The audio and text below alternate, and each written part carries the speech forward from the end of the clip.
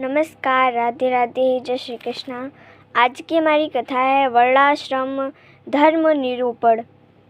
उद्धव जी भगवान श्री कृष्ण से पूछते हैं, भगवान आप हमें वर्णाश्रम के बारे में बताइए। आपने हंस के रूप में ब्रह्मा जी को उपदेश दिया था इसके बारे में, लेकिन अब वो इस मर्त्यालोक में नहीं सा रह गया। आप कृपया कर हमें बताइए।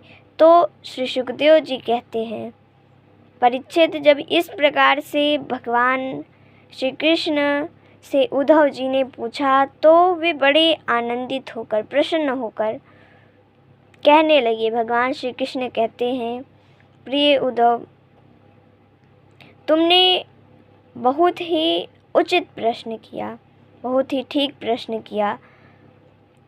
ये प्रश्न लोगों के हित के लिए है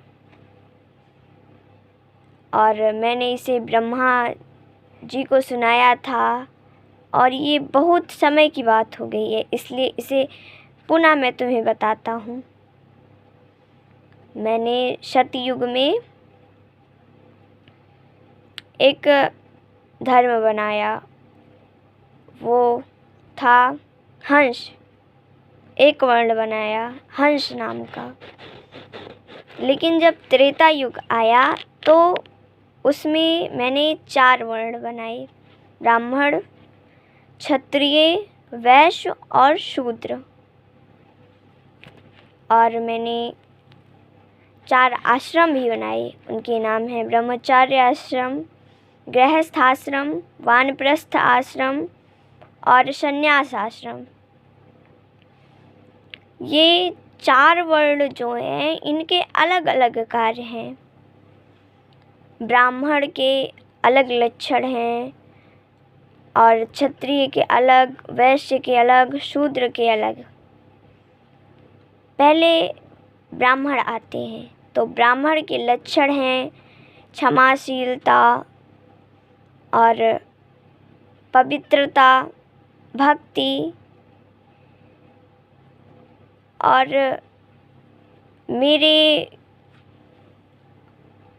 मुझ में अपना चित्त लगाए रखना। ये ब्राह्मणों का लक्षण है।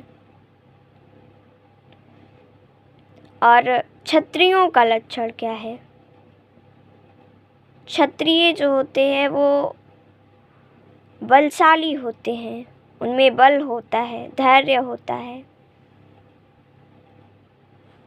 और वैश्य जो होते हैं उनमें ये लक्षण होता है कि वो जितना अधिक धन मिले उसमें भी संतुष्ट नहीं होते हैं, सोचते हैं कितना अधिक मुझे मिल जाए। और शूद्र जो कुछ मिल जाता है उसमें अपना गुजारा कर लेता है, संतोष कर लेता है और अपनी स्वामी की सेवा करता है। अब ब्राह्मणों के, क्षत्रियों के, वैश्यों को, शूद्रों के अलग अलग कार्य हैं। ब्राह्मणों के कार्य हैं यज्ञ करवाना और पढ़ाना, शिक्षा देना और जो कुछ मिले उसमें संतोष कर लेना या फिर भिक्षा लेना। भिक्षा जो होती है वो केवल और केवल ब्राह्मणों के लिए होती है और अगर कोई दूसरा भिक्षा अन्य जाति का लेता है तो ये उचित नहीं होता है। केवल ब्राह्मण ही दान ले सकते हैं। ये 3 चीज़ें ब्राह्मण करते हैं। पढ़ाते हैं, अगर पढ़ा नहीं सकते तो यज्ञ करते हैं, यज्ञ करवाते हैं। अगर ये भी नहीं कर सकते वो तो जो कुछ मिले उससे गुजारा कर लेते हैं या भिक्षा मांगते हैं। भिक्षा भी ना मिली तो खेतों में जाते हैं जहाँ पर लोग फसल काटने के बाद अन्न छोड़ जाते हैं, उन्हें लाकर अपना गुजारा करते हैं। क्षत्रियों के क्या कार्य होते हैं? क्षत्रिय राजा होते हैं, क्षत्रिय सैनिक होते हैं। क्षत्रिय जो होते हैं उन्हें अपनी प्रजा की रक्षा करनी चाहिए। और शूद्र वैश्य के क्या कार्य होते हैं?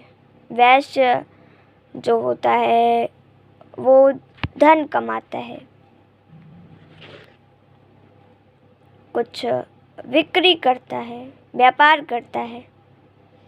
शूद्र जो होता है वो इन तीनों जातियों, इन तीनों वर्णों के घर कार्य करता है। ब्राह्मण, क्षत्रिय, वैश्य, इन सभी को आश्रम भेजा जाता है पढ़ने के लिए। ब्राह्मणों के कुछ लक्षण होते हैं, या ऐसा कह सकते हैं कि उन्हें कुछ ऐसी चीज़ें होती हैं जो करना नहीं चाहिए और वो करते नहीं हैं। वे स्नान, भोजन और पूजा या फिर मल मूत्र त्याग के समय बोलते नहीं हैं, मौन रहते हैं। यज्ञ के समय भी वो बोलते नहीं हैं। जो कार्य रहता है, जो मंत्र पढ़ने रहते हैं, केवल उन्हें पढ़कर वो यज्ञ कर देते हैं और बाकी बोलते नहीं हैं। सन्यासियों के लिए उन्हें अपने दांतों को निशाफ करना चाहिए, क्योंकि सन्यासी वही होता है जो सब कुछ छोड़कर भगवान की शरण में आया हो। उसे ये ना ध्यान हो कि हमारे शरीर के जो वस्त्र हैं वो मैले हैं या किस प्रकार हैं। उन्हें नाखून नहीं काटना चाहिए अपने, और उन्हें रंगीन वस्त्र नहीं पहनने चाहिए, या फिर उन्हें रंगीन बिछौनों पर नहीं बैठना चाहिए।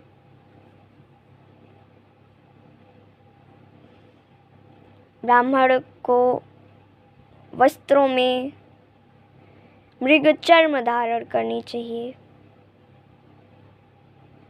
हाथ में कमंडलू हो, गले में माला हो, सर पर तिलक हो, मस्तक पर। इस प्रकार ब्राह्मणों को ये सब नहीं करना चाहिए,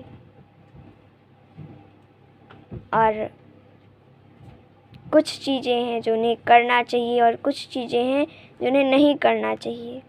लेकिन आज के समय में ऐसा कोई व्यक्ति नहीं है जो इन सब चीज़ों पर ध्यान देता है।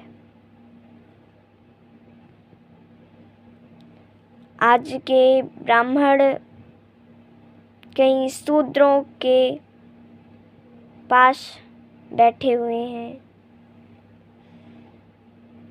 क्षत्रिय नहीं लगते हैं। तो इस प्रकार हमें अपने वर्ण के अनुसार कार्य करने चाहिए।